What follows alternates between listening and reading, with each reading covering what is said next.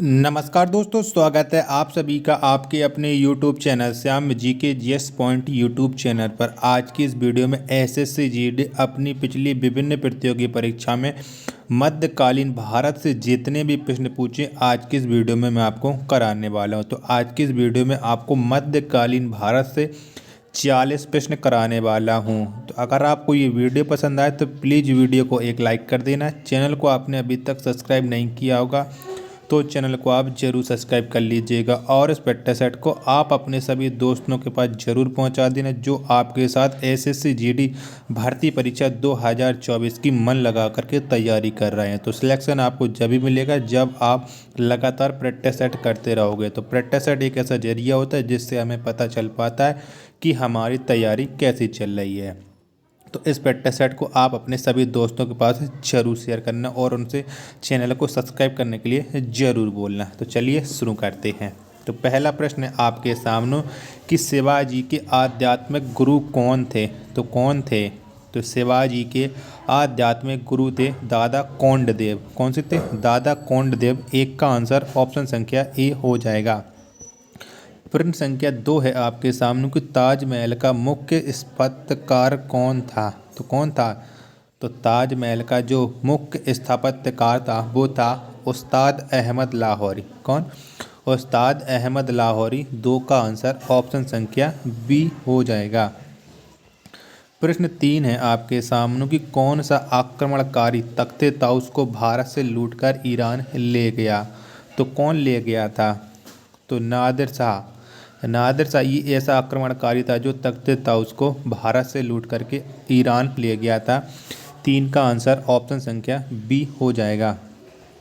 प्रश्न संख्या 4 है आपके सामने कि शिवाजी का जन्म किस स्थान पर हुआ था। तो कहाँ पर हुआ था शिवाजी का जन्म? तो शिवाजी का जन्म शिवनेर दुर्ग में हुआ था। कहाँ? शिवनेर दुर्ग में। 4 का आंसर ऑप्शन संख्या ए हो जाएगा। प्रश्न संख्या 5 है आपके सामने कि अकबर ने दीन ए इलाही का प्रचलन कब शुरू किया। तो कब शुरू किया था अकबर ने दीन ए इलाही धर्म का? तो 1582 में। कब? 1582 में शुरू किया था। प्रश्न संख्या 5 का राइट आंसर हो जाएगा ऑप्शन संख्या बी। प्रश्न संख्या 6 है आपके सामने कि बीरबल के बचपन का नाम क्या था। तो क्या था? तो बीरबल के बचपन का नाम महेश दास था। क्या था? महेश दास। 6 का आंसर ऑप्शन संख्या डी इस प्रश्न का राइट आंसर हो जाएगा। प्रश्न संख्या 7 है आपके सामने कि किस मुगल बादशाह के शासनकाल को स्थापत्य कला का स्वर्ण युग के नाम से जाना जाता है। तो कौन के शासनकाल को जाना जाता है? तो ये शाहजहाँ के शासनकाल को स्थापत्य कला का स्वर्ण युग के नाम से जाना जाता है। 7 का आंसर ऑप्शन संख्या डी हो जाएगा। प्रश्न संख्या 8 है आपके सामने कुतुबुद्दीन ऐबक की राजधानी कहाँ थी। तो कहाँ पर थी कुतुबुद्दीन ऐबक की राजधानी? तो ये राजधानी थी लाहौर। कौन? लाहौर में थी कुतुबुद्दीन ऐबक की राजधानी। 8 का आंसर ऑप्शन संख्या सी हो जाएगा। प्रश्न संख्या 9 है आपके सामने कि तुगलकनामा के रचनाकार कौन है। तो कौन है तुगलकनामा के रचनाकार? तो तुगलकनामा के जो रचनाकार हैं वो हैं आमिर खुसरो। कौन है? आमिर खुसरो हैं। तो 9 का आंसर हो जाएगा ऑप्शन संख्या बी। प्रश्न संख्या 10 है आपके सामने कि शिवाजी के माता का नाम क्या था। तो क्या था शिवाजी के माता का नाम? ये आपको बताना है। तो शिवाजी के माता का नाम था जीजाबाई। क्या था? जीजाबाई ये शिवाजी के माता का नाम था। 10 का आंसर ऑप्शन संख्या ए हो जाएगा। प्रश्न 11 है आपके सामने कि तानसेन का मूल नाम क्या था। तो बताइएगा तानसेन का मूल नाम।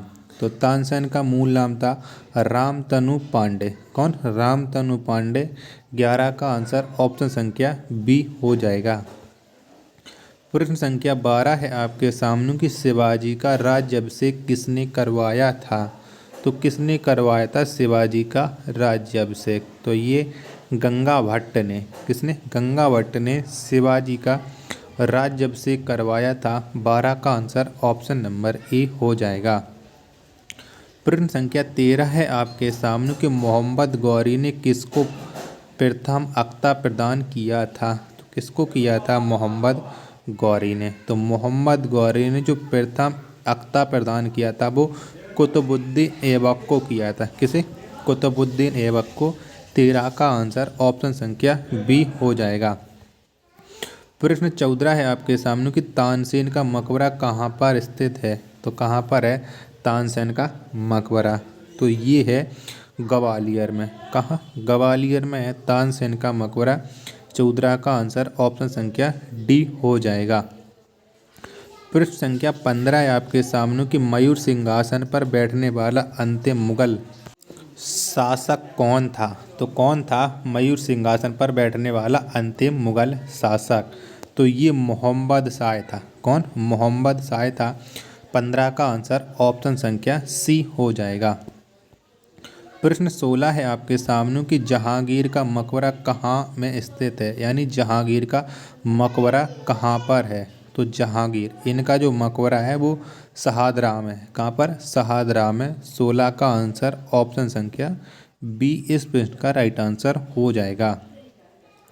प्रश्न संख्या 17 है आपके सामने कि तैमूर लंग ने किस वर्ष भारत पर आक्रमण किया था। तो कौन से वर्ष है जो तैमूर लंग ने भारत पर आक्रमण किया था? तो 1398 में तैमूर लंग ने भारत पर आक्रमण किया था। 17 का राइट आंसर हो जाएगा ऑप्शन संख्या डी इस प्रश्न का राइट आंसर।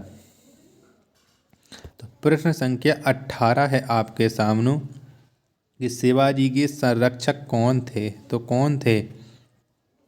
तो शिवाजी के जो संरक्षक थे वो थे दादा कोंडदेव। कौन? दादा कोंडदेव थे। 18 का आंसर ऑप्शन संख्या सी हो जाएगा। प्रश्न संख्या 19 है आपके सामने कि जिंदा पीर के नाम से कौन जाना जाता है। तो किसे जाना जाता है जिंदा पीर के नाम से, ये आपको बताना है। तो जिंदा पीर के नाम से औरंगजेब को जाना जाता है।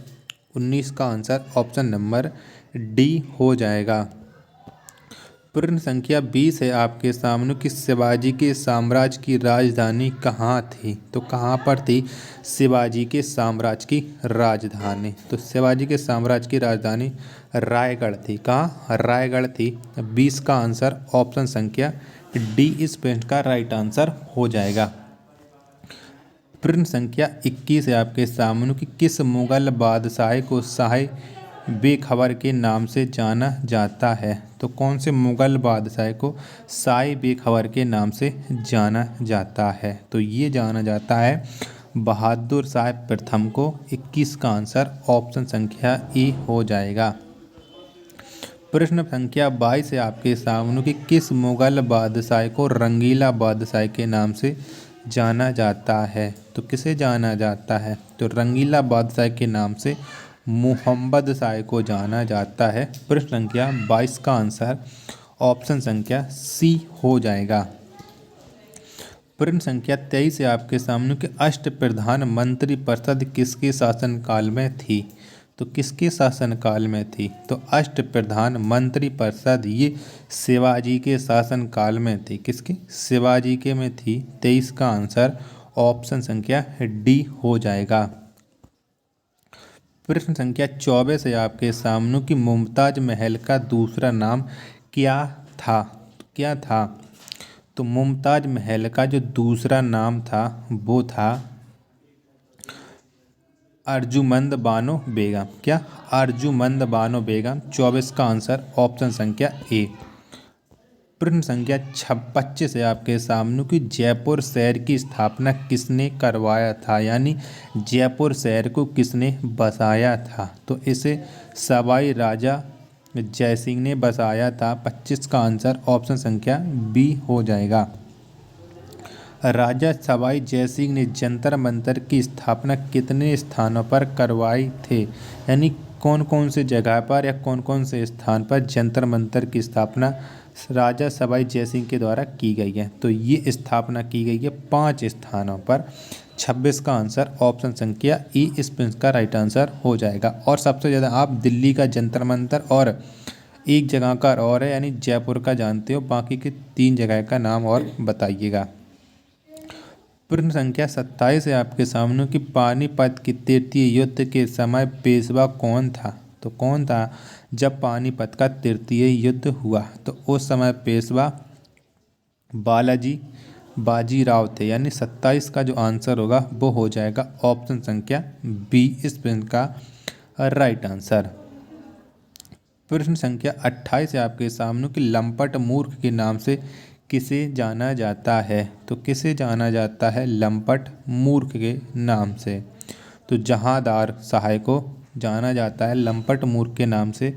28 का आंसर ऑप्शन संख्या ए हो जाएगा। प्रश्न संख्या 29 है आपकी स्क्रीन पर कि शिवाजी के पिता का नाम क्या था। तो क्या था, तो शिवाजी के जो पिता हैं इनका नाम साहेजी भोसले था। क्या, साहेजी भोसले। 29 का आंसर ऑप्शन संख्या ई, इस प्रश्न का राइट आंसर हो जाएगा। प्रश्न संख्या 30 है आपके सामने कि आगरा किले के अंतर्गत मोती मस्जिद का निर्माण किसने करवाया था। तो किसने करवाया था मोती मस्जिद का निर्माण। तो इसका जो निर्माण है वो करवाया था अकबर ने। किसने, अकबर ने। 30 का आंसर हो जाएगा आपका, नहीं अकबर ने, शाहजहां ने करवाया था आगरा के। किसका, शाहजहां ने करवाया था। तो ये शाहजहां ने करवाया था। 30 का आंसर ऑप्शन संख्या बी हो जाएगा। मैं थोड़ा कंफ्यूज में आ गया था। द्वितीय ताजमहल के रूप में किसे जाना जाता है। तो किसको जाना जाता है, तो द्वितीय ताजमहल के रूप में बीबी के मकबरा को, किसे, बीबी के मकबरा को जाना जाता है। 31 का आंसर ऑप्शन संख्या ए हो जाएगा। प्रश्न 32 है आपके सामने कि पक्षियों का सबसे बड़ा चित्रकार कौन था। तो कौन था, तो पक्षियों का जो सबसे बड़ा चित्रकार था वो था उस्ताद मंसूर। कौन, उस्ताद मंसूर। 32 का आंसर ऑप्शन संख्या बी हो जाएगा।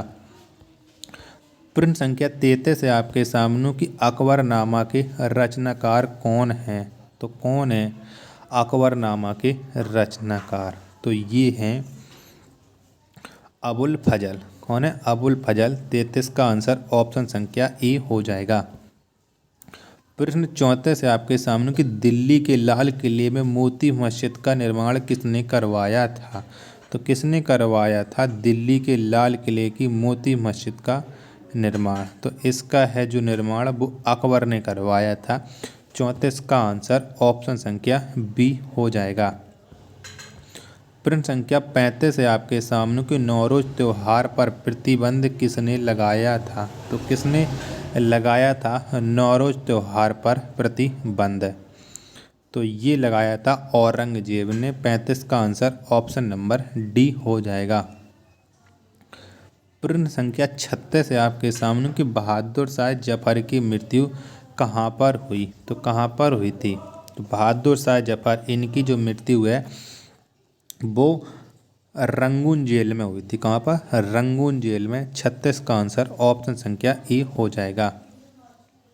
प्रश्न संख्या 37 है आपके सामने कि मुगल काल की राजकीय भाषा क्या थी। तो कौन सी थी मुगल काल की राजकीय भाषा, तो फारसी थी मुगल काल की राजकीय भाषा।